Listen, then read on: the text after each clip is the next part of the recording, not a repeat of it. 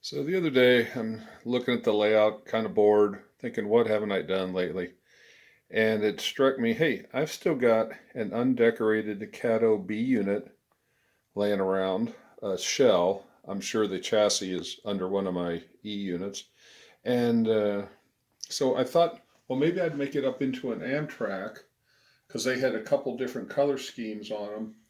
And I could go real simple. It was painted basically like SP gray, just undecorated.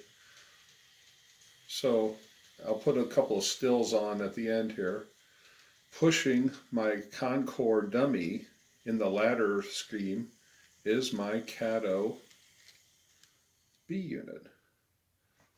All I did was I painted it silver, painted the top black, masked it off, threw on some appropriate decals. I found that there was a number 472 that was the old Milwaukee Road. It was a 33B. So I pulled out my trusty Amtrak decals, put a 472 on it. Ends up looking pretty good. So I also had an A unit that was unpowered. Now it's an undecorated.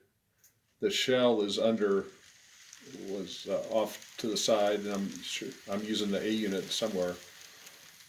But as you know, I move chassis and shells around. But I've got it outside. It's going to become a Penn Central unit. I know that's a long ways from the Brooklyn Yard here. But when I was a kid, we take the National Limited from DC to St. Louis every summer. And I know at least once when I ran up to look at the engines, a variety of the old wore out Amtrak E9s and E8s had a black Penn Central unit. So what I'm going to do with it is paint it black, put on some PC decals, and in fact, I might paint it Tuscan Red first, then paint black over it, then where I scratch off some of the dents and dings, some of that Pensy paint will come through. So we'll see how that goes in the future, but we'll talk to you a little bit.